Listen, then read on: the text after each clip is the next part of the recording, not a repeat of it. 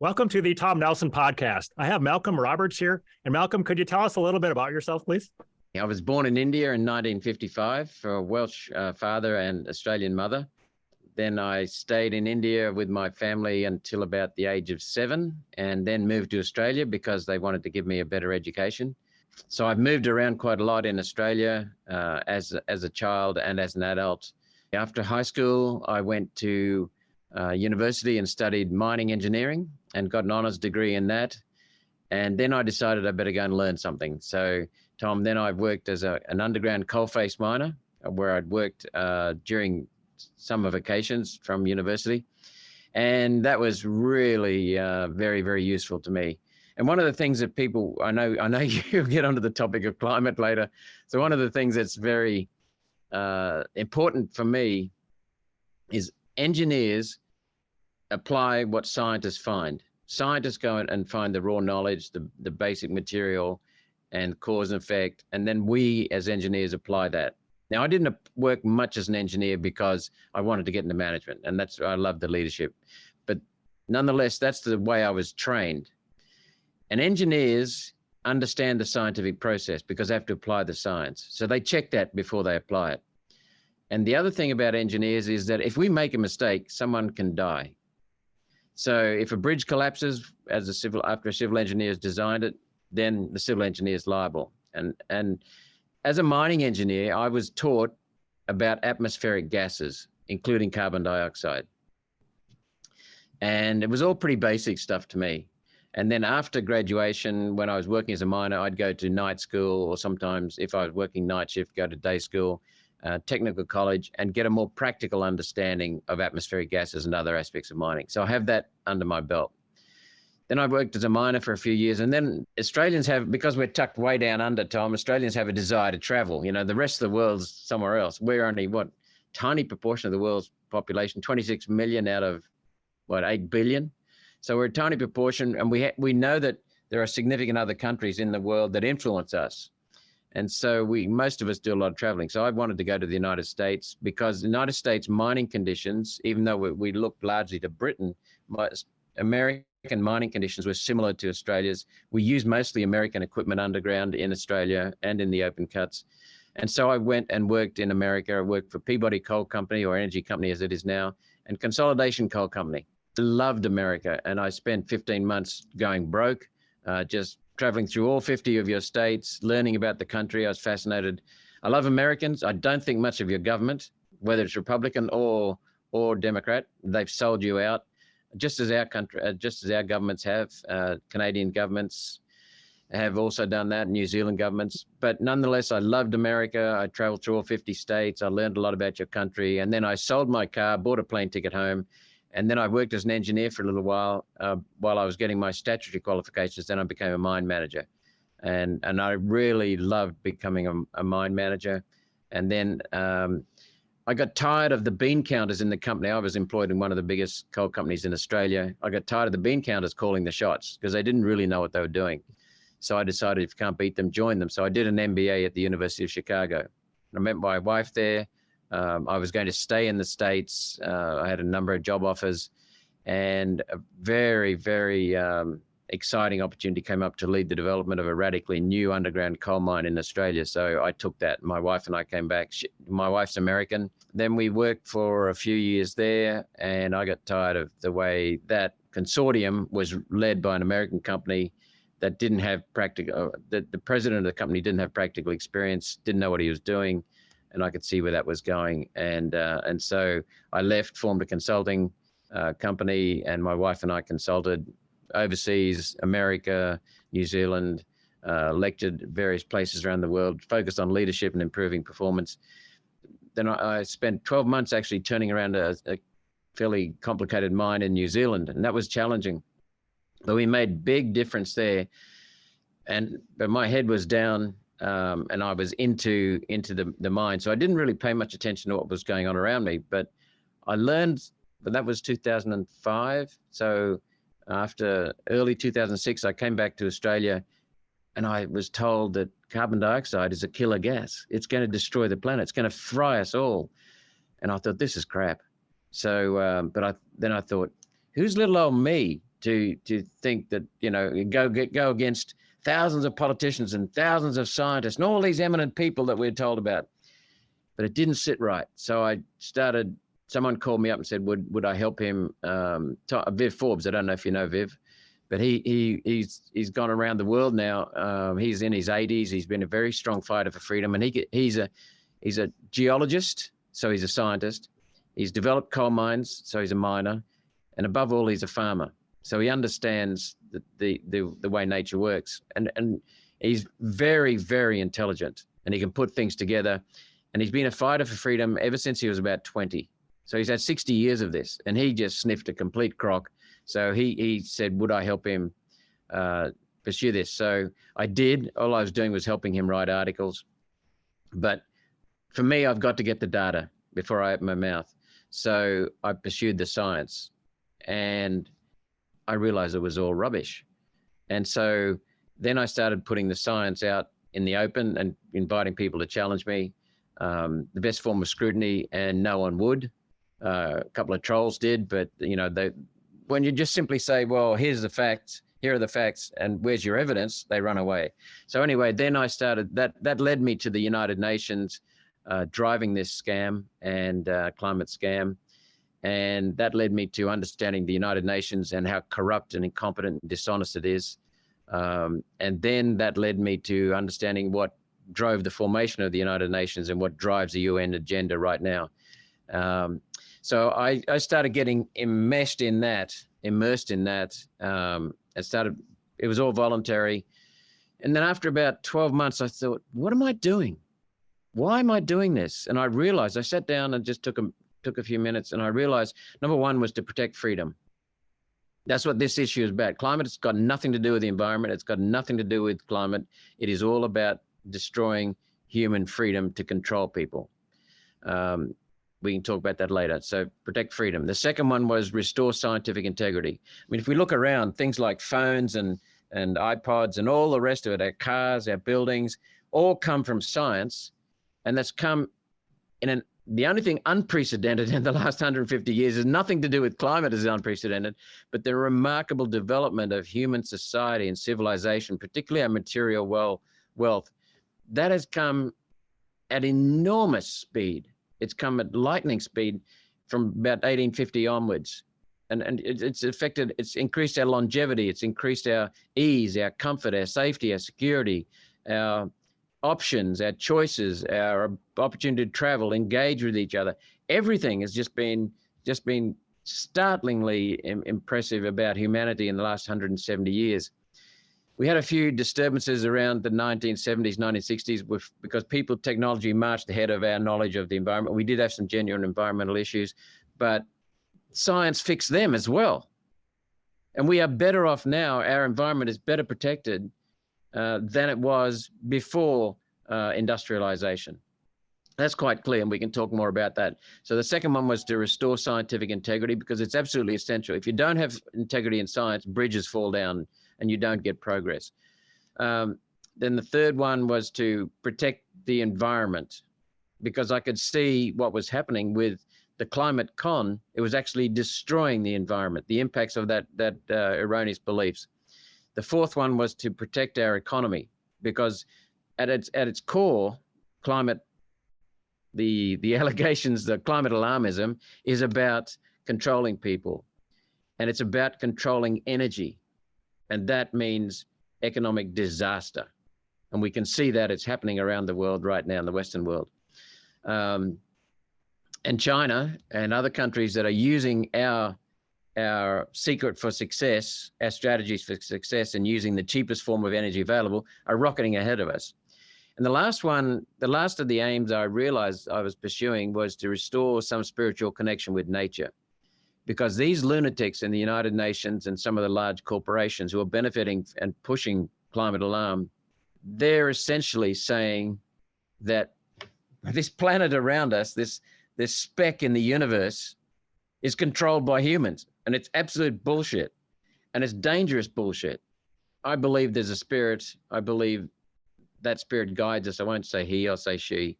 She guides us. It's running through nature. It's running through the universe. It's got a lot to do with our creator. whether we're in touch with that or not, impacts our happiness and our emotional stability and our mental health. And what I can see is the United Nations has been destroying people's health, particularly children's health, replacing optimism and progress with fear and guilt. And that is so destroying. And also there's an enormous joy and a sense of abundance and connection when we're in touch with nature and we're in touch with the spirit. So these are the things. So protect freedom or restore freedom, protect scientific integrity, protect the environment, restore economic prosperity, and restore the spiritual connection with nature. I was pushing this, getting into debates, flying around the country at my own cost, speaking at rallies to oppose the carbon dioxide tax and emissions trading scheme. And then we had a politician in Australia called Pauline Hanson. And she had a forum not far in the rural area, not far from me. And Ian Plimer was due to speak. Yep. Wonderful man, a very, very talented communicator as well as scientist. And he was due to speak there and he couldn't speak because his mother was ill. So he asked me to stand in for him. So I did. And that's how I met Pauline. And then we had the 2016 election. She asked me to stand beside her because she wanted a strong speaker on the floor of the Senate if she got in. We actually scraped in, and then got into the Senate. And my first speech, I told them we need to exit from the United Nations. I exposed the climate scam and a few other things. And then I'm very much a believer in free enterprise, personal enterprise. And then I got knocked out of the Senate because of dual citizenship. I was the only one who wasn't a dual citizen, but at the time of nomination, I technically was. So therefore I got knocked out. I came back in 2019, but in the course of the first stint in the Senate from 2016 to 2017, I held the government's scientific agency advising it on climate accountable. And Tim Ball, who has died recently, I had many interactions with Tim. I brought him down to Australia, along with Tony Heller, who came at his own cost. But Tim was a marvelous person. So I benefited so much from meeting people like Tim Ball, Tony Heller, Ian Plimer. So now what I'm doing is recognizing that even though we have got the absolute goods on the CSIRO, which is the government scientific agency advising it on climate, it's very hard to make politicians wake up and tell the truth. So now that the battle for me in Parliament is actually trying to get people to acknowledge what is reality, because politicians don't like reality. So that's me. Okay, that's fantastic stuff. Are you getting any other support from other politicians in Australia at all with your climate realism? Yes, but not as much as we would have expected. And this is what happens. There's a prominent climate skeptic in this country named Senator Matthew Canavan. And he's very intelligent, very bright. He was in the National Party as a political staffer to Barnaby Joyce, who was he was Australia's most colourful and effective speaker on the climate bullshit, exposing it. That was around 2013, and Matt was Barnaby Joyce's chief of staff. Now, Barnaby Joyce moved interstate and joined the House of Representatives, and so Matt Canavan replaced him in Queensland as a senator. And I know Matt's a skeptic, but I held another Liberal accountable for some of the statements the Liberal Party was pushing. And I'll summarize this in a minute so you get the full picture.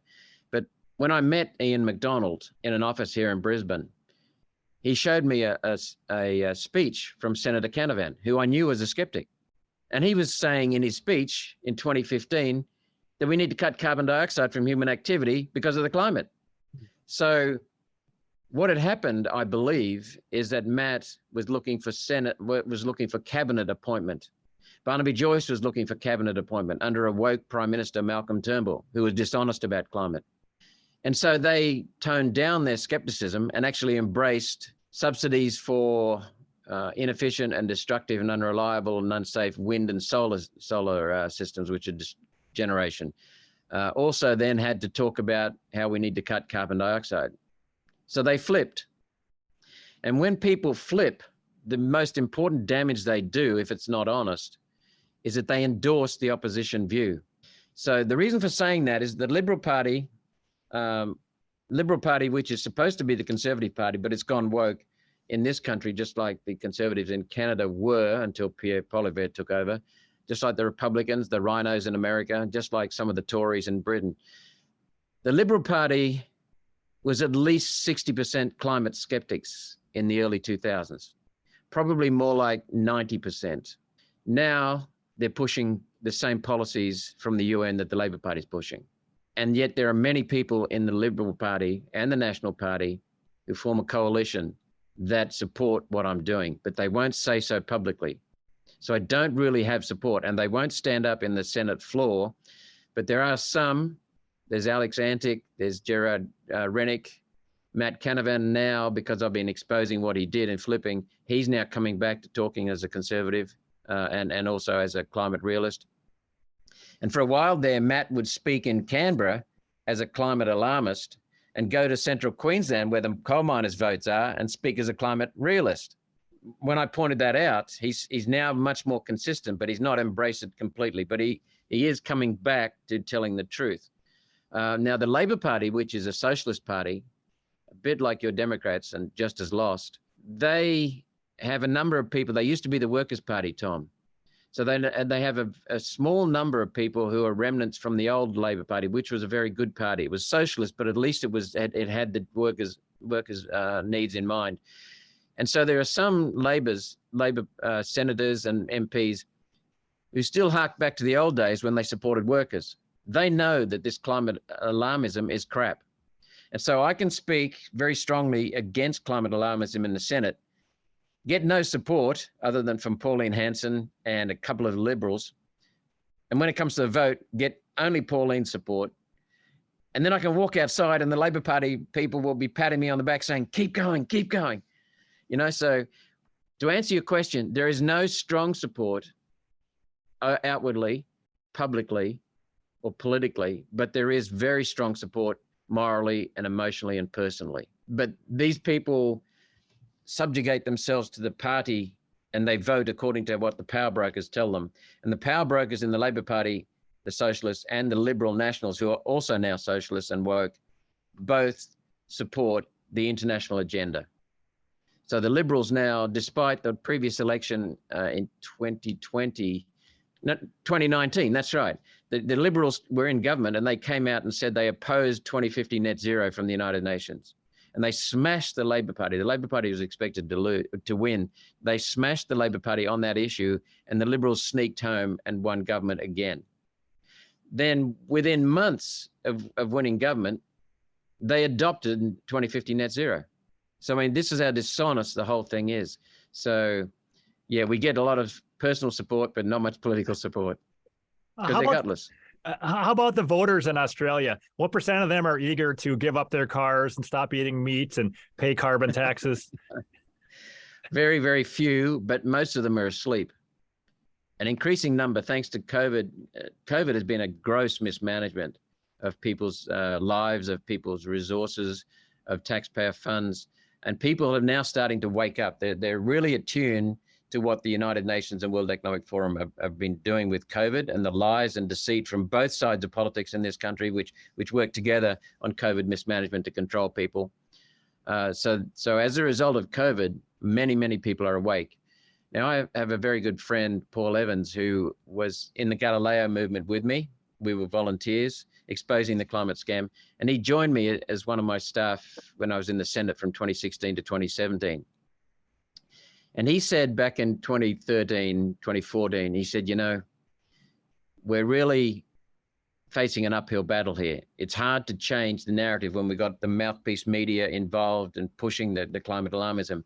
He said, I don't think, he was very, very sincere, continued working very hard as a volunteer on the climate issue. But he said, I don't think we'll get anywhere until people feel the pain. And I thought, nah, we're going to keep going. So we kept going. But now I realize that he's right because there's been so much indoctrination. And Tom, with the Labor Party having won the last election just last year, there is pain coming. There is huge pain coming. Costs of living are rising dramatically. Energy prices are shooting through the roof. We're joining the basket cases in the United States, the Canadians who are destroying their energy sector, the Europeans, the Germans, and people are now starting to question. But they're not questioning the climate science yet, they're questioning the policies, which is the first step. So what I've done in the early days of my climate, pushing the climate skepticism, being a climate realist, I was getting the science, putting it in public, and some of the federal MPs at the time took notice. They only nibbled. And then to try and up the pressure, I then exposed the corruption in the United States to driving the climate scam, and the corruption in Australia. And they went silent. I thought they'd stir up and want to protect the taxpayers, but they didn't. They were afraid of it. And then I started working on what are the motives behind the climate scam. And then they went deadly silent because some of their own buddies were involved. So when I got into the Senate for the first time in 2016, instead of presenting material, I said, where's your material? And I held the CSIRO, the Commonwealth Scientific Industry Research Organization, accountable because it was the government's chief advisor. And we can talk about them more later. But what I did was I said, where is your science? I said to the Greens party, where is your science? Give me the data. I challenged them to debate. I invited them to present the logical scientific points, because all science comes down to logical scientific points, which is simply empirical scientific evidence, data, observations, presented with a logical scientific framework that proves cause and effect. And before you embark on a policy, doesn't matter what sort of policy is, if it's supposed to be based on science, you must start with the basic cause and effect. You must be able to state the specific impact of carbon dioxide from human activity on any climate factor, whether it's temperature or ocean temperature or atmospheric temperature or salinity, ocean salinity or ocean alkalinity, or snowfall or storm frequency, severity, duration, or drought frequency, severity, duration. We have all this extreme weather going on around us. Nothing's changed, but they present each storm as a problem or as something never happened before. Now, what I've been asking for is the specific evidence that shows carbon dioxide has a specific effect on temperature. No one's been able to do that. That is the fundamental basis for policy, because until you have that, you don't have any ability to measure the impact of what you're trying to do. You can't come up with different alternatives for policy. So you can't really come up with a solid policy. Then they make legislation based on that policy, and you can't track the implementation of that legislation and the impact it's having. So it all starts with that specific effect of human carbon dioxide on any aspect of temperature or climate, and they haven't been able to do that. They just have never done that. That's fundamental basis. So the whole thing's a scam. What I really appreciated was having the ear of Tim Ball. I would call Tim Ball, just say, you got a few minutes? And when you're talking with Tim, it can be an hour. Because Tim, he was a true Renaissance man. There are very few people like him left alive today. But Tim understood the science at a fundamental level. He understood the basics, the basic physics, chemistry. Such a well-read man. He also understood how to apply that science. He also understood weather. He understood climate. And he's very, very practical. He didn't start in academia. He started as a practical person in the community in Britain. And then he did weather surveillance on flights across the Arctic as part of the Canadian Air Force. So he understood what was going on. He understood politics from his wide reading. He's just he was such a natural gifted person. He understood politics. He understood human behavior. He understood bureaucracy. He understood governance. He understood policy development. He understood what drives people, humans' needs. He understood people. And he could put it down into relatable stories. And, I said to him after I was preparing my maiden speech, the first speech in the Senate, and I'd known him for a few years, and I just called him up as I was preparing my maiden speech. And he just said, Malcolm, it's really simple. He said, the sun shines down on the earth. It doesn't warm the atmosphere, barely at all. It warms the earth's surface. And that surface includes the ocean surface and the land surface. And then the atmosphere touches the land and the atmosphere, and it gets warmed, and then it rises. And he said, then you have latent heat of evaporation and condensation. What he was saying to me, and no one had ever said that to me, not even him in his previous conversations, but it's so damn simple. The atmosphere doesn't warm the surface, it cools the surface. And That is fundamental. And I mentioned that in my first speech in the Senate, and all the trolls and the lefties went berserk, because they don't like being confronted. But it's simple little things like that I benefited from Tim Ball, as well as the more complex. And he was also aware intimately, along with Fred Singer, of the corruption in the United Nations that's driving this climate scam. He and Fred Singer, for 40 years, led the charge. They knew it when they first sniffed it. And we owe them a huge debt of gratitude, both dead now. How is the coal business doing in Australia right now? I'm hearing that they might be exporting some more coal to Europe, or what's happening? The coal business is going really well because prices for coal are very, very high. I haven't looked in the last few months, but they've been very, very high. Unexpected. I would never have dreamt that thermal coal could get to $400 Australian a ton, but they have. They're normally around about 80 to 100. So the coal business is booming, but we can't burn it here. We've still got some power stations left, but they're shutting down power stations before the power stations need to be shut down.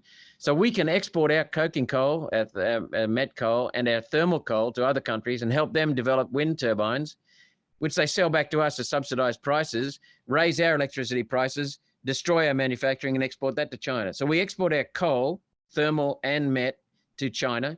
They build wind turbines and solar panels. We subsidize them to bring them to Australia. We subsidize them to install them. We subsidize them to run them. That raises the cost of our electricity, which destroys manufacturing, because today, manufacturing costs, the largest cost category of manufacturing anywhere in the world is electricity. It's no longer labor. So when you raise electricity prices artificially, you're destroying your manufacturing sector. So we are destroying our economy. We're destroying our defense security. We're destroying our employment, destroying our jobs, exporting to China, and then subsidizing the Chinese to develop wind turbines, which further worsen it.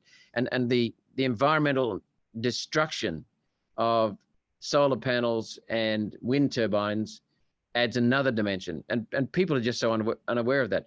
So when you develop a coal mine in this country, if a surface coal mine, for every hectare or acre of land you disturb in a year to uncover the coal, you have to pay a bond to the government, state government. You reclaim that bond, you get that bond back when you reclaim it after mining. If you don't reclaim it, you don't get the bond back. So that's what happens. Coal companies must reclaim to get the bond back and to get future leases. People with wind turbines and solar panels, no bond. They just walk away from their installations when they're either going broke or when they've run out of life. And then they talk about these things as renewable. The only thing renewable about solar and wind energy is the fact that you have to renew the basic generators every 10 to 12 years. So wind turbines last 10 to 12 years, maybe 15 years if you're lucky, and same with solar panels. And then you have to replace the damn things. They're not at all renewable. They're resource expensive, as you know. They drive up the cost of electricity, which impoverishes people, and they most hurt the poor. The number one factor that's driven human progress in the last 170 years, up until about 1990s, was the relentless reduction in energy prices, whether it was oil or natural gas or coal, price of electricity, were all coming down relentlessly. And that's what drove human progress, because the lower your energy costs, the higher your productivity. The higher your productivity, the greater your prosperity. The greater the prosperity, more wealth everyone has.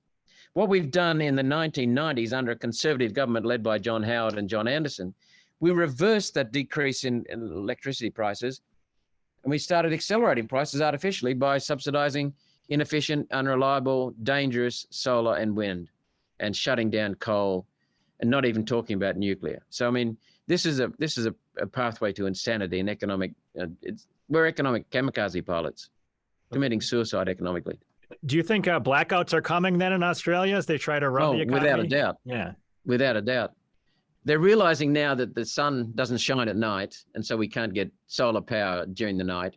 They're realizing that wind power quite often dies in the night, so we haven't got that. They're recognizing that at peak hour, which is early in the morning and late in the afternoon or early evening, there's not much solar and wind, and they need baseload. So now they're telling us more bullshit. They're saying batteries will power this. Batteries will last, even if we could do everything, would last just a few minutes. And we haven't got that much raw materials in the world to be able to make battery backup for the 12 hours, let alone for 3 days if you've got no wind and cloudy skies. So, I mean, it's just insanity. We have a snowy mountain scheme in Australia, which develops hydroelectricity irrigation scheme, which has been wonderful. That was developed in the 60s and 70s. Now what's happened is Malcolm Turnbull, who's the woke prime minister I mentioned a little while ago, supposedly a conservative, but really a socialist. He was trying to push solar and wind. And by the way, his son is an investor in solar, I understand. So he was pushing, Malcolm Turnbull, the prime minister, was pushing solar and wind. But at that time, the Liberal Party and the National Party had a lot of skeptics in them who were willing to speak up, and they did. So he was caught. He couldn't fulfill his aims for solar and wind. So he developed Snowy 2, which is a hydro pump storage system. So you know what happens there. The water flows out of the dams at peak hour, early in the morning and late in the evening, generates electricity. And then with cheap solar and wind, you pump it back uphill and into the dam and then go through that like that every day. Of course, now the problems are that you also pump uphill mostly at night, because that's when you've got the least demand. Well, there's no sun shining at night. And there's very little wind blowing at night. So in reality, the only thing that'll make pump storage work is coal-fired power stations. But they're destroying them. But let's just, so one of the things they said was that, well, first of all, you can only make this work if your peak hour prices are very high, which means your system has failed because you've distorted the price because of solar and wind. You've distorted the price and you've cut back on your generating capacity, which raises prices in high demand periods. So for a start, the very notion that you're going to have a pump storage system signals that you've destroyed your electricity grid. Secondly, the second reason for having Snowy was to have a reduced carbon dioxide intensity. You know, we'd have less carbon dioxide per kilowatt hour of electricity used. Well, what happens when you're generating electricity, for each unit of electricity you're generating when the water flows downhill in your pump storage, it requires about 1.3, some say 1.5 units of electricity to pump it uphill because of the friction losses and the inefficiencies. Where are we going to get that from? We're going to get that from coal. So instead of having 1 unit of electricity from coal, we're going to have 1.5 units of electricity from coal, which increases the carbon dioxide intensity. This is so full of lies. And when the government proposed, see, the whole thing is driven by a lie on climate. When the government proposed this nonsense, they did a business case, but then wouldn't release it. We know why they wouldn't release it, because it's not efficient. And they did no cost-benefit analysis. So the whole thing is just based on bullshit, just like the whole climate scam. How do you think this is going to play out if you have to look ahead 5 or 10 years? How is sanity going to come back? Well, we're thanks to COVID, Tom, people really started to wake up. Still a small proportion, probably no more than 15%, but people, young people in particular, who had no interest in politics and who've been fed this climate crap since they were in primary school, elementary school, they've been indoctrinated in climate, that humans are destroying the planet. And so they never really thought about it. But during COVID, we had a lot of young people in their 20s, 30s, 40s saying, this is rubbish. I'm not, and we notice it particularly amongst the health freaks, or the people who are conscious of human health, and they tend to be largely the young, and they're awake to what's going on. And they saw what happened with COVID. And we didn't have much of a presence on Instagram because Instagram was generally younger people. But when I was the first one to start really speaking out strongly against the COVID mismanagement and the UN's control of the COVID mismanagement in our country, a lot of young people started following me. And so initially I would post on COVID. And then as we got more experience with Instagram, I'd post a couple of posts on climate. And the climate posts usually didn't do very well. But what I noticed as the more COVID went on, the climate posts got more and more attractive to people because they could see, and they told me this, they could see that this was a scam. The COVID mismanagement was a scam driven by the UN. And they're starting to see the same things in climate. And now they know it's bullshit. But that's still only a small proportion. So what I'm saying is that the COVID mismanagement has been a wonderful eye-opener, but it's been a wonderful eye-opener for younger people in particular, but people in general, as to the way the UN's working And so they're now starting to switch on to the reality that climate is a climate scam. So people are waking up. People are definitely saying, I am not paying more for electricity to protect your so-called climate emergency, your climate breakdown. They're not willing to do that. They're wanting you guys to do it in America, and they're wanting Canadians to do it. But they also are starting to realize basic insanity. We're exporting our coal to China, who send back manufactured goods, but we can't use our coal here. They're starting to see gas prices dramatically rise, and the government now nationalized basically the gas industry. So they're starting to see a lot of insanity and inconsistencies. And instead of sitting there and accepting it, they're thinking. So what will eventually happen, I think, there'll be a lot of pain in 5 years' time, but people may have woken up by then, and we might start seeing some of this unwound. So we're working, my Senate office team and myself, and we're working on exposing that before then. As I said, we've got the goods on the CSIRO, which I'm happy to go through with you to show just this case, but it's hard to get politicians to tell the truth and own up, because most politicians are ignorant, stupid, and gutless. They won't stand up. They do what the party power broker tells them. You know, it's basically like this. Tom, do you want to keep being in the Senate? Do you want to keep being in the House of Representatives? If you do, then you'll vote the way the party power brokers tell you to vote. Don't think, just vote. And that's what happens. So they're largely sheep. They're ignorant, stupid, and very gullible and gutless. They won't stand up. They won't represent the people. So I think more and more people are awake to that. They're awake to the fact that the government is working for a foreign agenda rather than the Australian people. So we see, I think we're going to see a lot of pain, but people waking. Speaking of young people waking up, do you happen to know an Australian called Shannon? Know of her? She's a tweeter coming from the health world, I think. And all of a sudden, I'm seeing all sorts of climate realist tweets from her. It makes me happy to see that. No, I don't know Shannon, but I'll write her name down. Matt Shannon JPEG. Okay. Yeah, very interesting. Yeah. Is she pretty effective on her tweets, or you're just heartened by the fact that she's actually tweeting climate? I think she's effective. She's getting a lot of retweets. She's got 96,000 followers. She does not fit the typical demographic. Yeah. So, yeah. What other climate realists in Australia should we do you like or should we know about?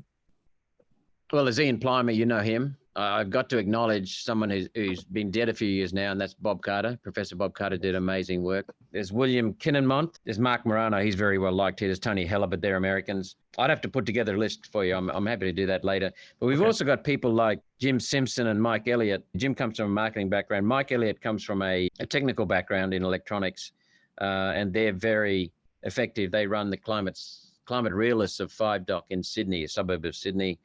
Jeff Grimshaw. I'd have to put together a list for you, but you know, they've got an interesting perspective on what they think about Australian politics. So it depends what your interest is, whether it's climate science, which you're all over, or it's, in which case, Ian Plimer. Peter Ridd, of course. Yeah, I had him on here. So yeah, Joe Nova, I'm trying to get her. Not successful yet. Jennifer, yes. Yes, I'm trying to get her too. Well, if you need me to contact them, I'm happy to do so. Oh, I would love that. Another person who's very effective is David Evans. David Evans is Joe Nova's husband. And you know his background. He was working for the greenhouse gas, whatever they call themselves, in Australian government a few years ago, and he realised this was crap, so he just started to do his own work and realised it was nonsense and became a very effective climate skeptic. Yeah, I'd love to have him on here too. Yeah, great. Okay. Well, if you need me to contact them, if you're already contacted with them, that's fine. But if you need me to contact them, I'm happy to do that. Thank you. Yeah, I may well appeal to your help there. Do you want to talk at all about your Brian Cox interaction, or? Brian Cox, what a pathetic imitation of a scientist. Brian Cox had a session on Q&A, question and answer, for the ABC, which is a government propaganda outfit. It's not an independent broadcaster, it's a government broadcaster. You can always tell what happens. They usually have someone who's going to be the authority figure for the night with the credibility, right? Someone who's a conservative who's going to be the target. Then they usually have the rest of them stacked up with people from some woke institute, or I don't like using the left wing and right wing because they're not appropriate symbols. For me, it's instead of left versus right, it's control versus freedom. So they usually get someone on the socialist side, a couple of people on the socialist side from the so-called conservative government who's really a socialist, and someone from the Labor Party who is a socialist. And so they stack the panel. So they did that with Brian Cox. And you can usually tell what's going to happen for the whole show because the person who's going to be their expert sits next to the compere, right? And the others fan out from that on a big panel. And they usually get the expert to talk first and answer the first question. Because as you know, once you set the agenda, that's it. So Brian Cox was asked to speak first and he suddenly produced graphs, right? So he was well and truly prepared for the topic and he set the agenda and it's to be in climate. And I was the target. So unfortunately for them, what happened was he showed a graph that NASA's Goddard Into Space Studies had concocted and fabricated, which you know what they've done. They've taken that and made that. All I did was very calmly, this is my first time on Prime TV as a new member of the Senate. And they usually stack the audience with control side, left-wing side people as well to make sure you're feeling very uncomfortable. So then what happened was I said, well, Mr. Cox, you know, what you've done is you've shown a couple of things wrong with that graph. For a start, there's no 1998 El Nino peak. Where's it gone? And the other thing you're not showing is the peak of 1930s and 1940s, which are high temperatures. And what you're not doing is you're not investigating that graph because it's produced by NASA's Goddard Into Space Studies, which has fabricated tampering with the data. Then he resorted to the usual work like, oh, and I suppose you don't believe in the moon landing, you know? So it all became an attack on Malcolm, which is wonderful. But I didn't say this at the time. But now if someone attacks me, I say, well, thank you very much, Tom, for showing that I've just won the argument because you're attacking me rather than my science. You're attacking me rather than present your data. So therefore you haven't got an argument. So I win the debate. But anyway, you know, the lefties loved him because he was taking hold of me because I was a threat to them because I was a fresh face in the Senate, really speaking strongly about the climate scam, exposing it.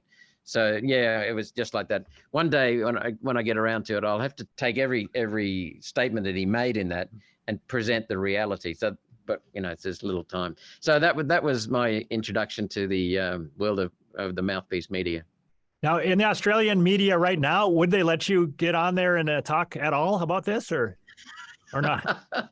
That's a very good question. No, there's no way they will. Most of the media is from the control side of politics, the left wing. The government media, government radio and TV, the ABC is Australian Broadcasting Corporation. They're definitely woke and from the control side of politics. They will not have me anywhere near them. Before I got into the Senate, well before, in 2013, I was sending material to an ABC compere named Steve Austin here in Brisbane and giving him the facts on climate and the corruption of climate science. And he sent me a challenge. He said, well, let's make sure you're not just a keyboard warrior. And if you're really a management consultant, I want you to analyze the CSIRO's latest report. So I did that and stunned him.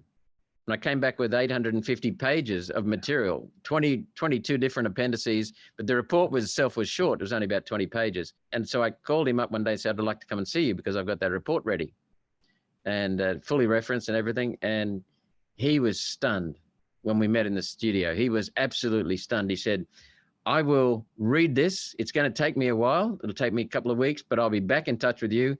And because you've given it so much effort, I'm going to make sure you have at least a half hour in the studio with me to discuss it. So a month went by and I said, I sent an email to him and said, what's happened, Steve? And he said, oh, that's right.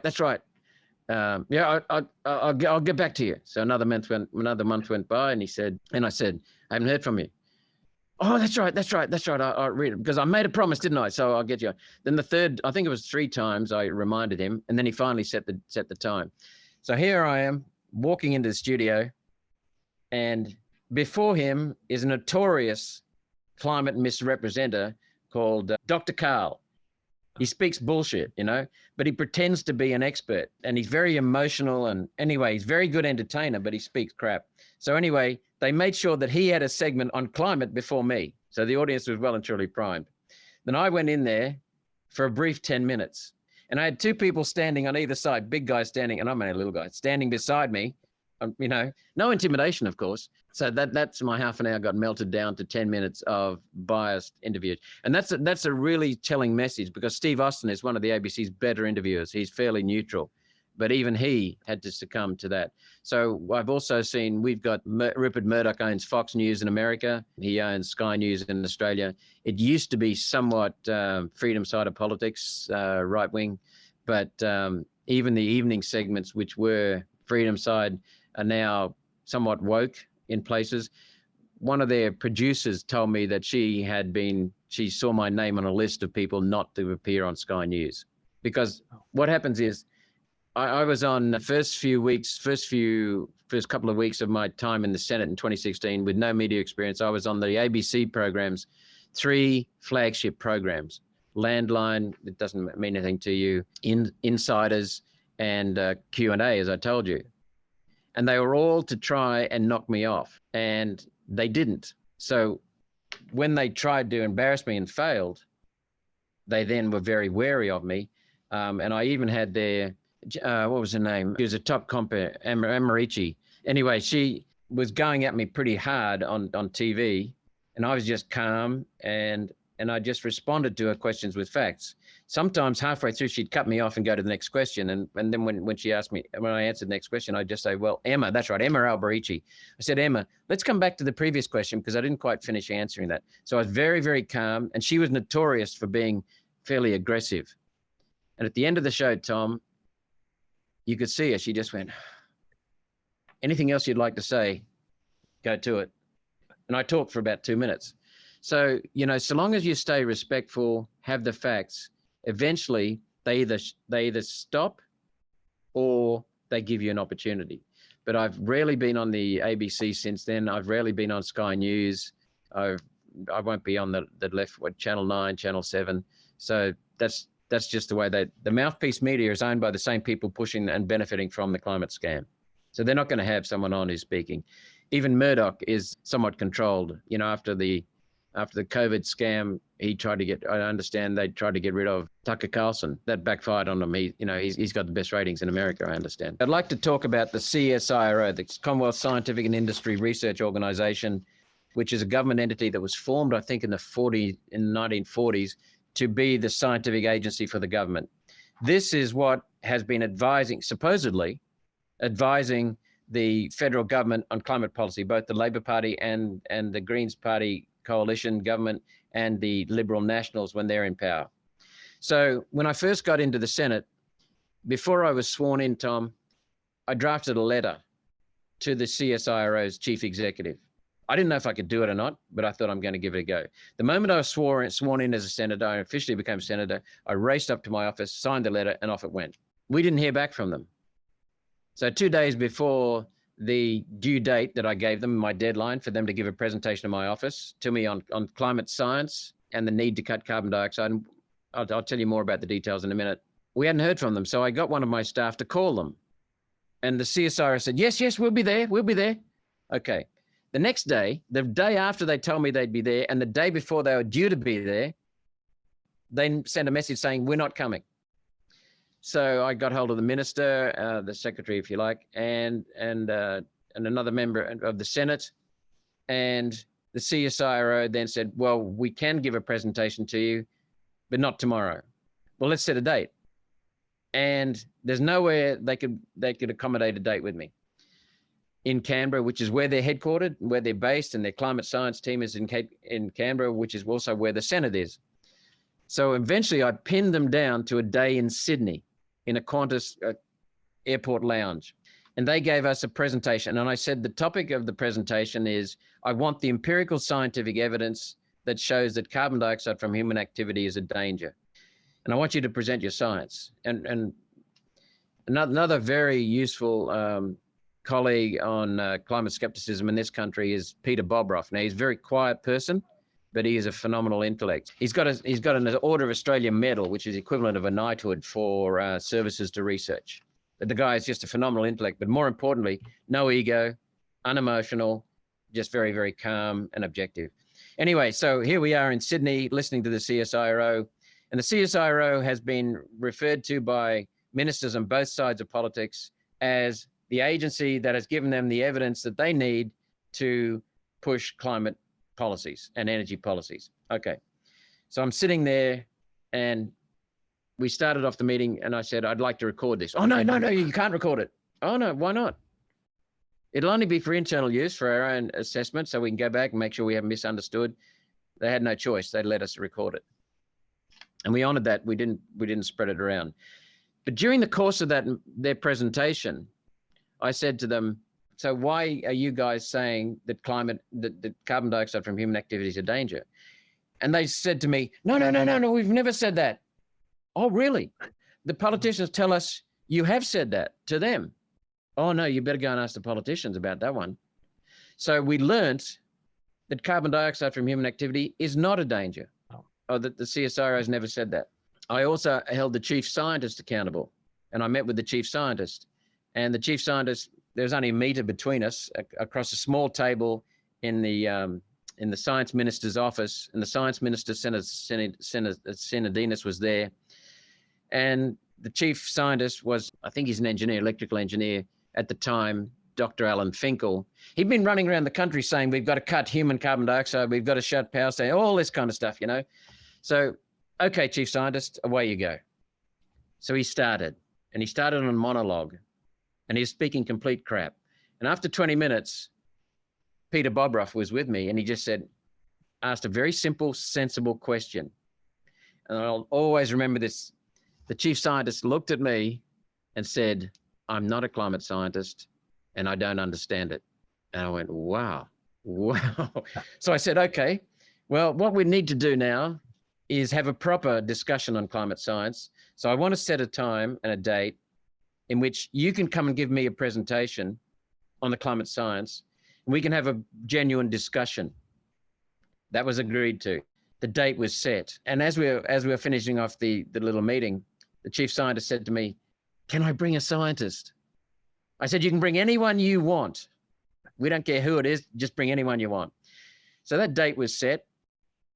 And about 2 weeks before the due date, Tom, we got a message from the science minister who said that the chief scientist is overseas. Therefore, we won't have that meeting.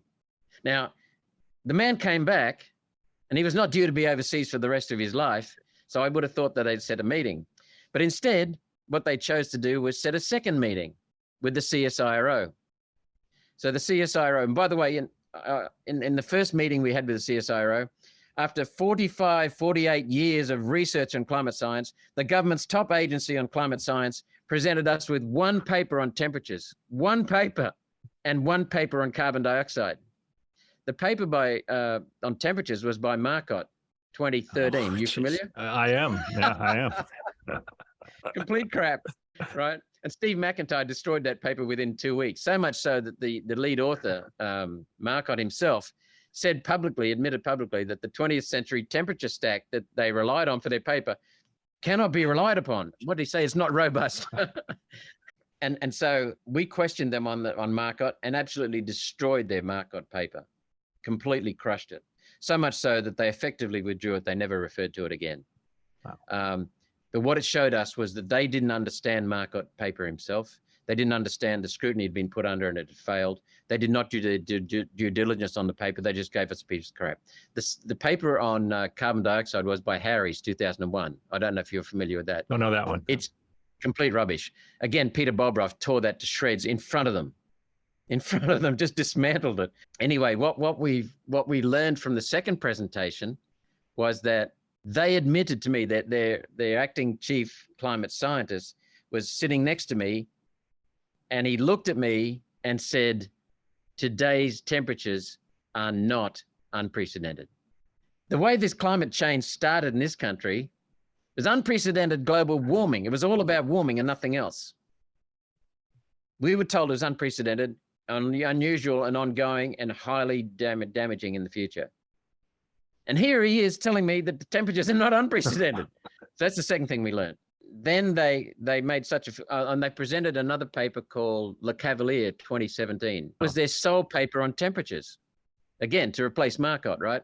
Peter Bobroff destroyed them completely. It's pure bullshit. And then they presented another paper on carbon dioxide to replace their disgrace with Harry's, and that was Feldman 2015, which had a number of improvements, but it was still not proof, right? So then they requested a third presentation. So I've had 3 2.5-hour presentations from these people. They have never presented any specific impact of carbon dioxide from human activity on any climate or weather variables such as temperature, rainfall, droughts, floods, storms, ocean alkalinity. Yet these are fundamental as a valid basis for climate policy and legislation, Tom. These are fundamental. There's no basis. The CSIRO admitted, as I said, that today's temperatures are not unprecedented. The CSIRO then claimed, oh no, we didn't mean temperature, we meant rate of temperature. Well, Tom, the temperature has been basically flat since 1995, according to the satellite data, and even the undistorted ground-based data shows no significant warming. And yet look at the level of human carbon dioxide being produced. It's been astronomical.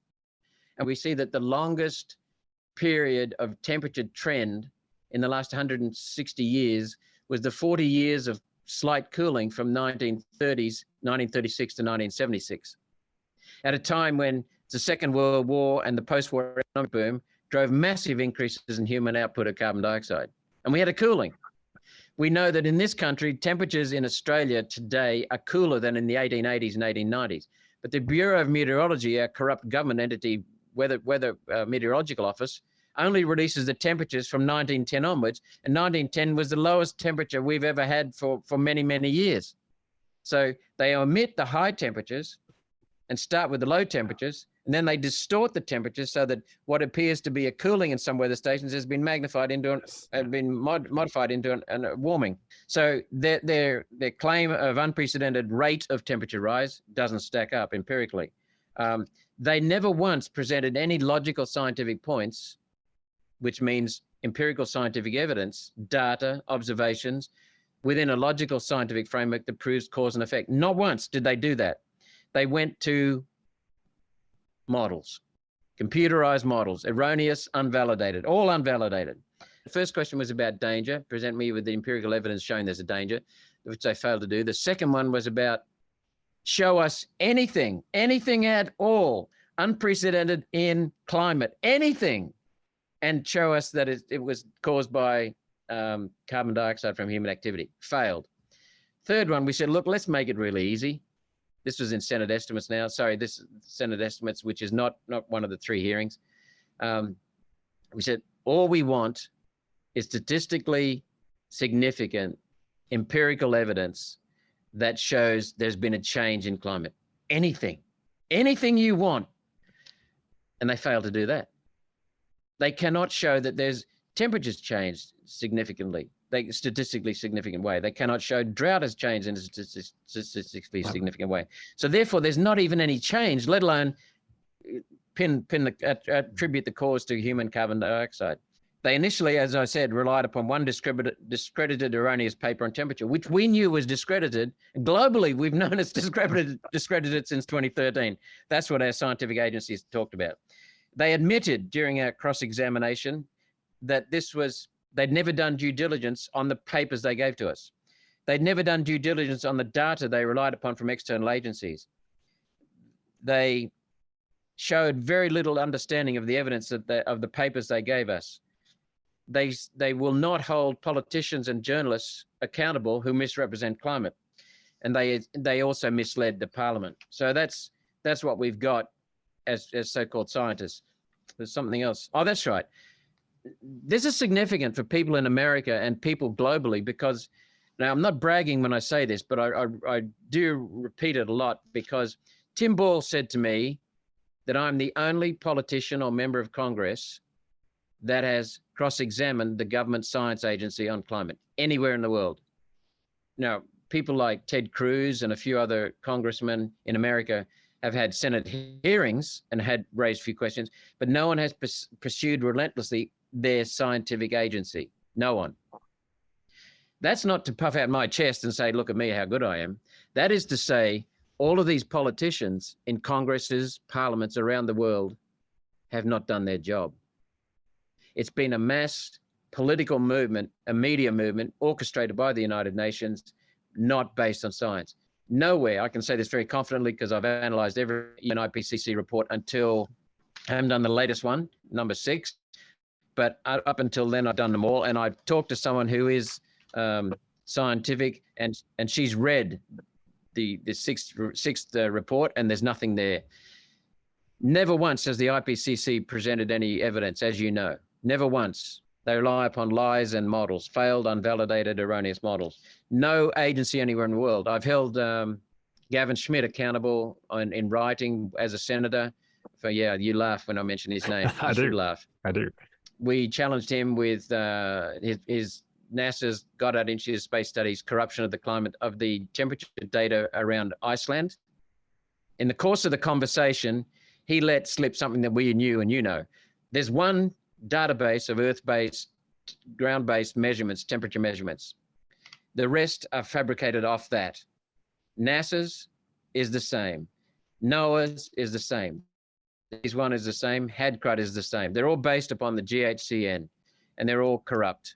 In the course of his, I asked him why he's letting his agency corrupt the temperature data, and he said, well, it's actually not us. It's NOAA. And I said, well, thank you very much for admitting what we've known, that there's only one temperature database. He never replied to me again since then. These people have got no shame. They tell fabricated misrepresentations to spread the alarm on climate, but there's nothing to back them up. Goddard Institute of Space Study, as you know from Tony Heller, has completely corrupted the data. Completely corrupted it.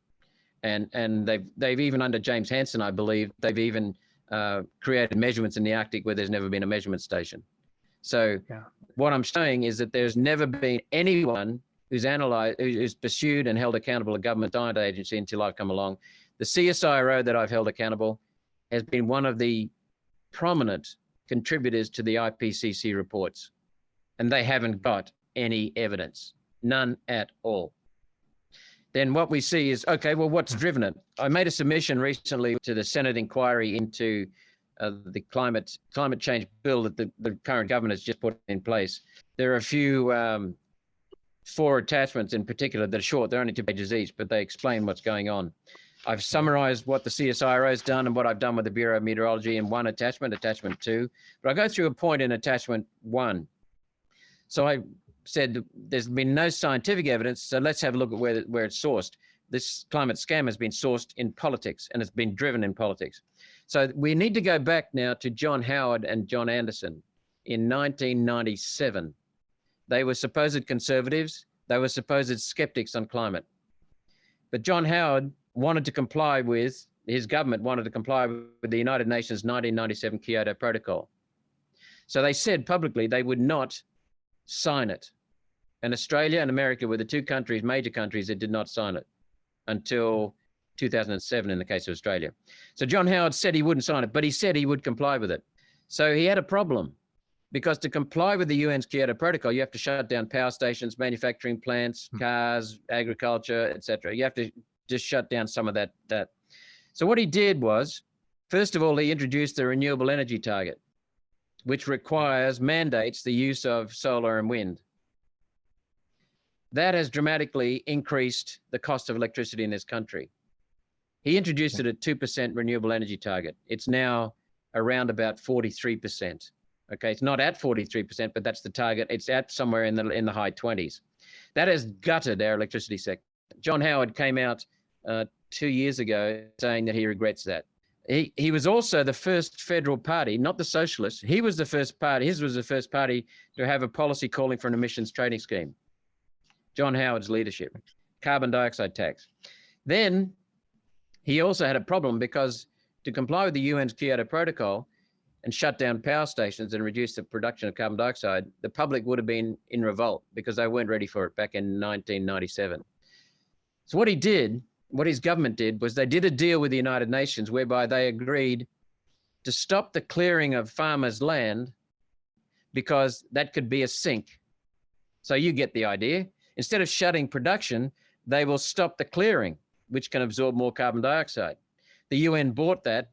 Now, the problem that John Howard had, and remember, he came from the so-called freedom side of politics, the right-wing side, the conservative side, is that he was a strong believer, supposedly, in the sanctity of private property rights. If a farmer buys a plot of land and wants to make half of it, he uses it for running just bush and just running cattle, and he wants to upgrade it and grow wheat, that's his entitlement. That's his right under secure property rights. What John Howard did, what his government did, was by stopping the clearing of land, they took away those fundamental property rights. So here was our property rights advocates stealing property rights. They had a problem because Section 51, Clause 31 of the Constitution in Australia says that if the federal government interferes with property rights, they must pay just terms compensation. Well, this would have resulted in hundreds of billions of dollars of compensation. So what John Howard's government did was they did a deal, and we've seen the correspondence in writing with the left-wing premier of Queensland state at the time, Peter Beattie, in which Peter Beattie said, we will agree to implement native vegetation clearing restrictions on farmers so that you can meet your commitments to Kyoto. So it's in writing. We also saw it on a video from the New South Wales Premier, Bob Carr, gloating, saying that we will happily steal farmers' property rights so that you can get control, so that you can comply with the UN Kyoto Protocol. So what we have is a so-called conservative freedom side of politics stealing secure property rights, telling a lie to go around the Constitution. The whole Constitution's been bypassed. So here we are. That was in 2007, John Howard was booted from office. Not only did he lose government, he was booted from his own electorate. So he lost even the right to be in Parliament. 6 years later, Tom, John Howard was invited by the Global Warming Policy Foundation, you'd be familiar with them, yes, who are skeptic in their approach on economics. They stick mainly to the economics. And he stood up and he gave them their annual lecture for 2013. And in that lecture, in writing, he says, this is 6 years after he's gutted our country and installed the mechanism for future Labor prime ministers to destroy our electricity sector. He said, on the matter of climate science, I am agnostic. He didn't have the science. He did not have the science, but he drove this, and here he was, the conservative side. Now, when he left and the Labor Party came in, they had another liar in the form of Kevin Rudd, who claimed there were 4,000 scientists running around the planet saying we've got to do something about climate. We know that that is a complete lie. I wrote to the Prime Minister at the time, before I got into the Senate, exposing that, giving them figures from the UN as to how many, and I can go into that if you need, but it's not important. But Rudd turbocharged what Howard started. The renewable energy target went up dramatically. Then what we had was the Labor government got the boot. They promised not to put into place a carbon dioxide tax in the election, but during their period in government, they enacted a carbon dioxide tax because the Greens wanted them to. The population did not forgive them. They booted them out of office in a significant victory. The incoming Prime Minister, Tony Abbott, rescinded the carbon dioxide tax, which was wonderful. And then, lo and behold, they agreed to the Paris Agreement in 2015. So the Liberal Party was enacting the Paris Agreement. Then in 2020, Scott Morrison, another Liberal Prime Minister, signed up for the 2050 net zero plan from the UN. So what we've got here is the right wings, who are supposed to be the conservatives and the skeptics on climate, enacting the major drivers of policy and legislation, pushing the climate scam. And then the Labor Party each time has come in and ramped it up. This Labor Party government that's come in now has just dramatically increased the renewable energy target to an economy destroying 43%, with talk of going higher. So what we have, I've challenged the Greens in the Senate repeatedly. I've challenged them before I got into the Senate in 2010 to a debate with me on climate science and the corruption of climate science. They have never debated me. I've asked them to present the data on which they base their claims for climate policies. They've never presented any. So what we've seen here is an entirely absence of science and replaced entirely with politically driven lies. But I'd like to just finish with one thing. If you have a look at the experiments that have been conducted, now you didn't know there have been experiments conducted, had you? I did not. There's global experiments twice conducted on whether or not carbon dioxide from human activity has an effect. In 2008, we had the global financial crisis right near the end of the year.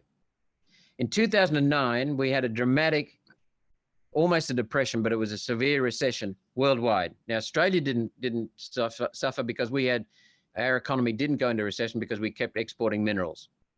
But we're one of the few developed countries that did not have a severe recession. The rest of the world had a severe recession. In a severe recession, the use of hydrocarbon fuels decreases, coal, oil, natural gas, because energy demand is less needed because there's less energy used. So that meant the use of hydrocarbon fuels went down. That also meant that the carbon dioxide from human activity went down.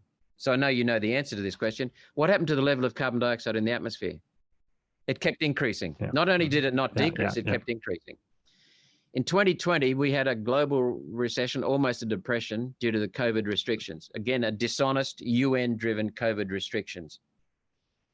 The level of carbon dioxide from human activity decreased dramatically. What happened to the level of carbon dioxide in the atmosphere? It kept increasing. Yeah. Mm-hmm. So Tim Ball, explained to me, and I worked out through Henry's law, that we cannot affect the level of carbon dioxide in the atmosphere because the oceans control that. The oceans, according to the UN IPCC, contain in dissolved form about 50 to 70 times more carbon dioxide than is in the Earth's entire atmosphere.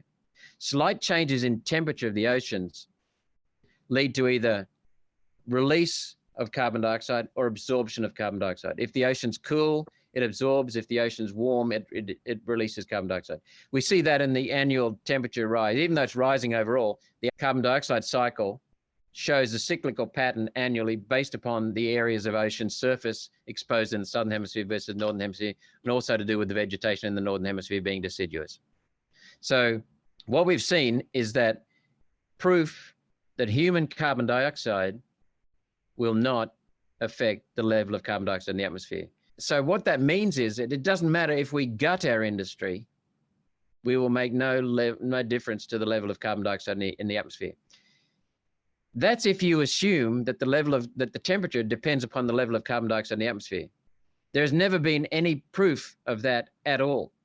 And in fact, the longer climate records, the paleoclimate records indicate that carbon dioxide levels in the atmosphere are a consequence of the temperature, not a driver of the temperature. Now, you can't say that unilaterally because in some cases that doesn't fit, but we know that it's much more likely that temperature controls carbon dioxide from Henry's law, from what we see around us, from what we see in the paleoclimate record, that temperature drives carbon dioxide. There have been remarkable exceptions with that. So the whole thing has been disproven by two remarkable global experiments conducted around the world. And there you go. I do have one question here. The story is that for maybe hundreds of thousands of years before 1850, the level of CO2 in the atmosphere was maybe 280. Do you not even believe that part of it? Because I don't know. Do you think it was fluctuating between 280 and 500 or something many a time during that period before 1850? Well, it certainly has been fluctuating because nature controls the level. Yes. Yeah. And certainly in the past, and it's a very good question, it raises another topic. Two groups of scientists that are important in climate studies. One is the atmospheric physicists.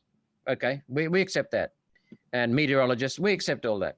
The other group are paleoclimatologists and geologists because they understand the past. Many times it's happened in the past. And in places, Ian Plimer has been suggesting we got closer to the extinction of plants on this planet, by which would occur if carbon dioxide was below 0.015.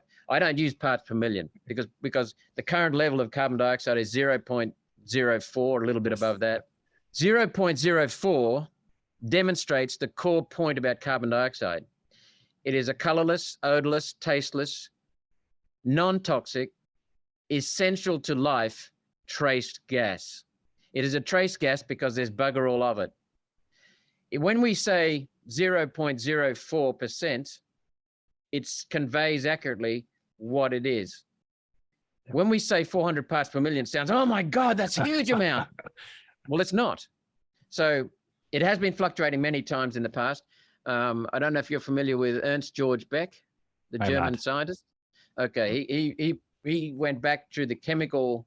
They used to measure levels of carbon dioxide using chemical means, and that was done since 19th century, maybe as early as 1830, I think. What he did was he went back through the records that prominent scientists had kept, including scientists who won Nobel Prize awards.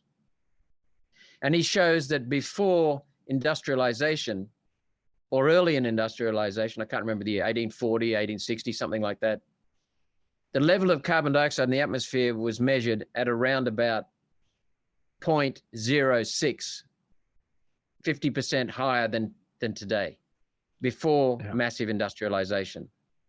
And there's something else going rattling around in the back of my mind about this as well. Oh, that's right. If you look at, Peter Bobroff has found this, there's a satellite record on the internet readily available. It shows that the level of carbon dioxide varies enormously from hour to hour, day to day. The belief that Mauna Loa represents the global level of carbon dioxide is pure rubbish.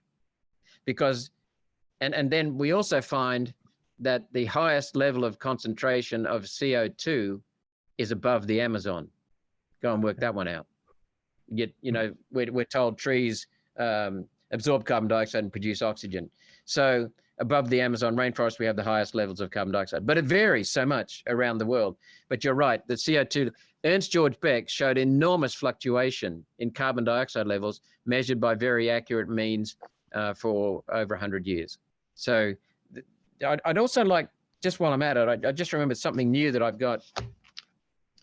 I asked the minister representing the Minister for Climate Change and Energy in the Senate, Senator McAllister, a question during a debate on a bill recently, Tom, and I said to her, where's your logical scientific points that are the basis of this bill? And by logical scientific points, I'll say it again, I mean empirical data within a framework that proves scientifically cause and effect. So she came back a few hours later and she cited and tabled a speech that she gave in 2016 in response to my statement earlier in 2016.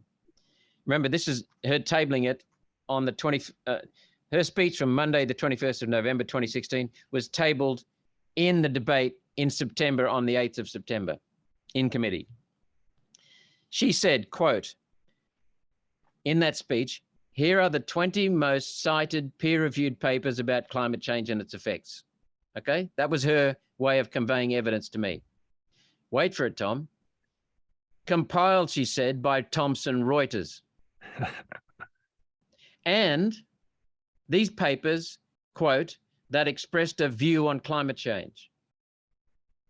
So these are the 20 most cited peer-reviewed papers about climate change and its effects, compiled by Thomson Reuters, that expressed a view on climate change.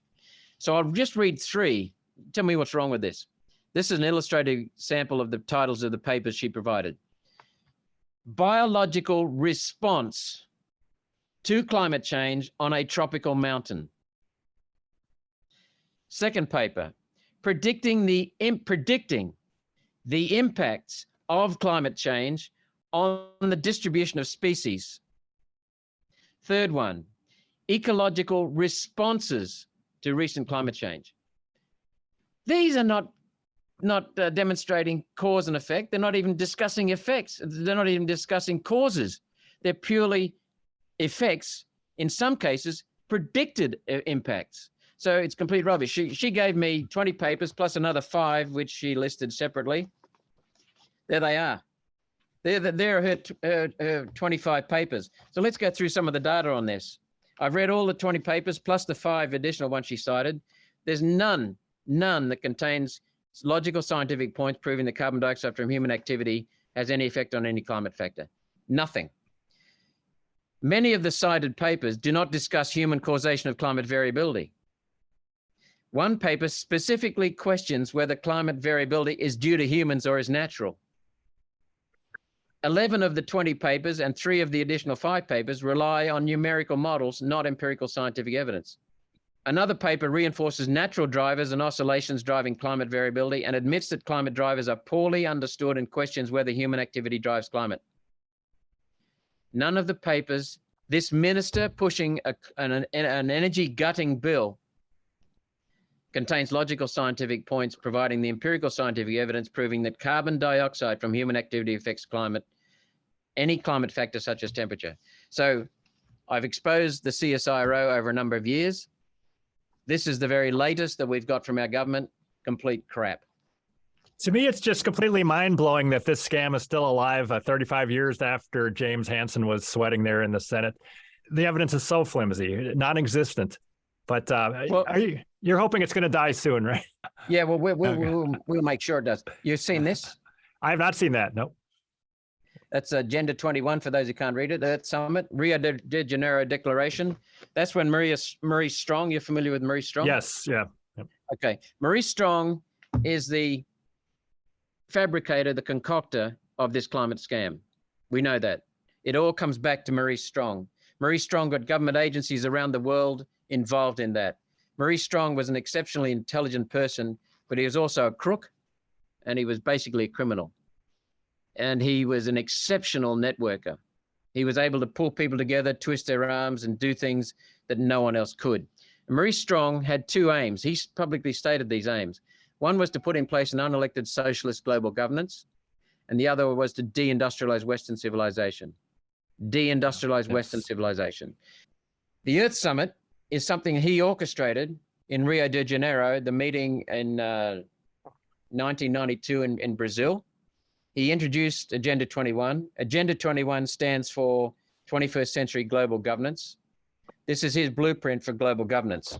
In the foreword, Marie Strong says, there is much to be done, and I look to the new United Nations Commission on Sustainable Development, which came out of this, to be the focal point for the massive effort needed to create the new era of international cooperation, the new global partnership that will make this shift possible. And then they go on to talk about New World Order and so on. In the introduction, they say Agenda 21 stands as a comprehensive blueprint for action to be taken globally from now, that's 1992, into the 21st century by governments, United Nations organizations, development agencies, non-governmental organizations, and independent sector groups in every area in which human activity impacts on the environment. The agenda should be studied in conjunction with both the Rio Declaration, which provides a context for its specific proposals, and the Statement of Forest Principles. It is hoped that the Forest Principles will form the basis for a future international level agreement. People who've watched corporations being controlled by one or two people recognize that you can govern an entity without being elected. You can govern a country without being elected. Your country, and I admire, I'm starting to get a bit teary, I admire what America did, because whenever I've traveled in America, and I've lived and worked there and traveled through all 50 states. I've lived and worked there and studied there for 5 years. I've been stunned by the quality of your founding fathers. And your country, Constitution, was examined by our founding fathers. So America gave us a Senate. America gave us the structure of government that we enjoy in our country. When America's founding fathers were coming together to discuss their Constitution, they looked at Europe and said, we don't want that. In Europe, what they saw was two things. Well, they saw many things, but they saw two things they particularly detested. One was central governments, and the other one was unelected, privately owned central banks that controlled currency and de facto controlled central governments. So what the Americans did, what you did, was you came up with a federation of sovereign independent states. And you formed a nation, and you restricted the central duties to just a few: defense, border protection, trade, etc. The majority of services, I don't like government providing services, but the majority of services were to be provided by the states. And the states had complete independence about how they did that. That's why you have different taxation levels in different states. And you even took your governance down to the local level, where you have local government that is responsible and has its own tax base. What you did was you said that we don't want privately owned central banks. Within a very short period, Jefferson relented and he allowed, I think it was Hamilton, to have the first privately owned central bank. After 20 years, this charter was revoked because it was so dangerous. Then the globalist banks started working on getting a second one in. They got a second one in. I think it was the second Central Bank of America. What's his name? Andrew Jackson survived an assassination attempt to get rid of that. And he got rid of that. And then the moment they got rid of that, they started on the third one, which came into place through deceit in 1913, as did the IRS, the Federal Reserve Bank of America, which we know is privately owned. And that has been influential around the world. So a series of major corporations basically control the de facto global currency, which is at the moment the US dollar. And so what we've got is control. And we've also got Ron Paul, who I admire enormously. He wrote a book called End the Fed. Very short, simple, easy to read book. And Ron Paul does high quality work, in my opinion.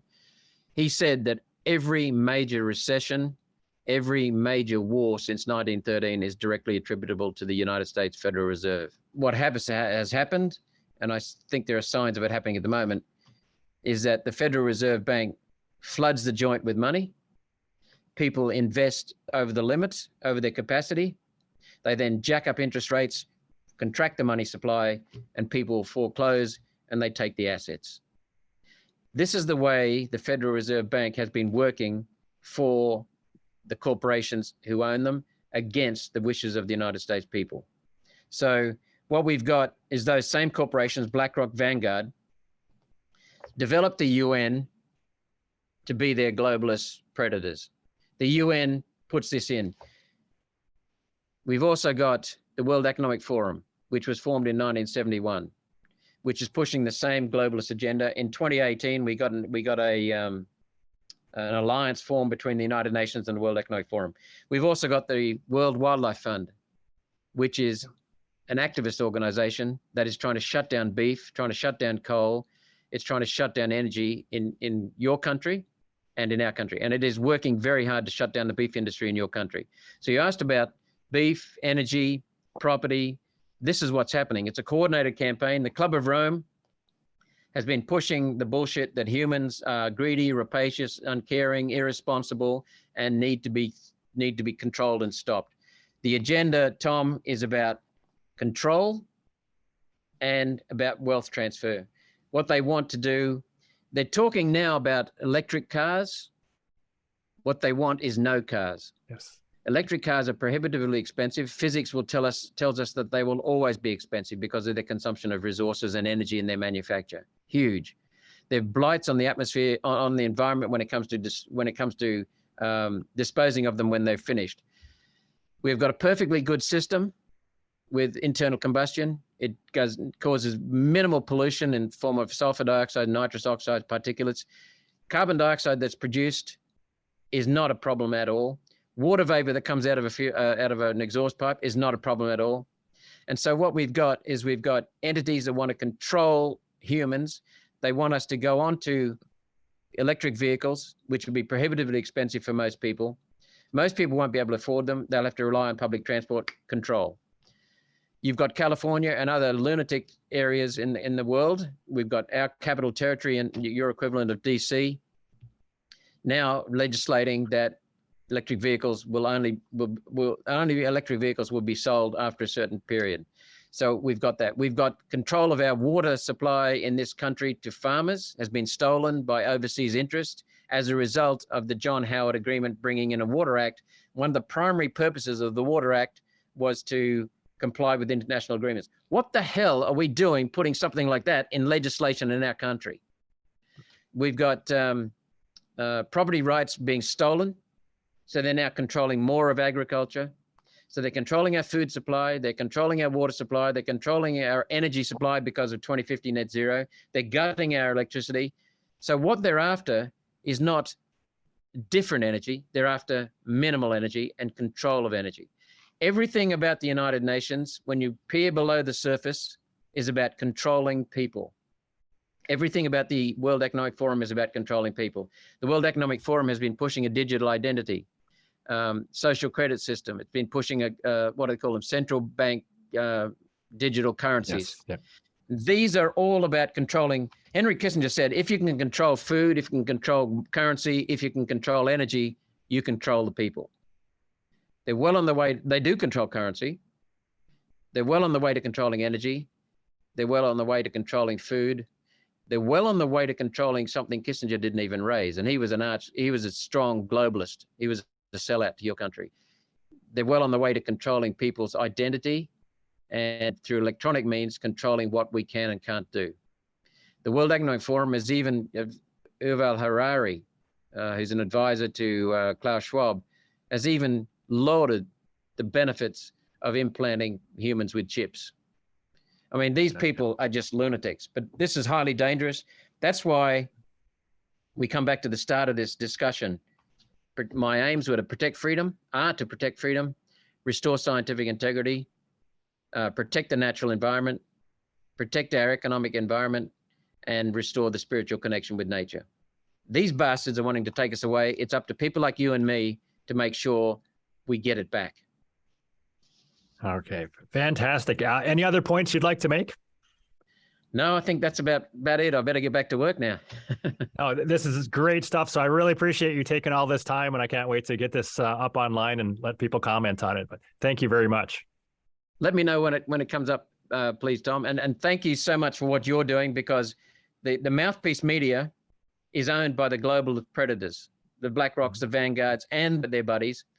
They're the same people who are pushing the climate lies, the same people who are pushing the COVID lies, the same people who are pushing the United Nations World Health Organization's attempt to put in place a treaty whereby the United Nations bureaucrats will control your health in America, our health in Australia, digital currencies. It's all coming from the mouthpiece media. People in this country are switching off the mouthpiece media, and they're starting to turn to podcasters. And that's where I really want to compliment you for what you're doing, because this is the only way we're getting truth out. The new, independent, truth-seeking, freedom-pushing people's media. So thank you so much for what you're doing, and I'll keep retweeting you. Sounds great. All right. Thank you very much, and we'll talk to you next time. Malcolm Roberts. Talk to you soon. Bye. Bye, Tom.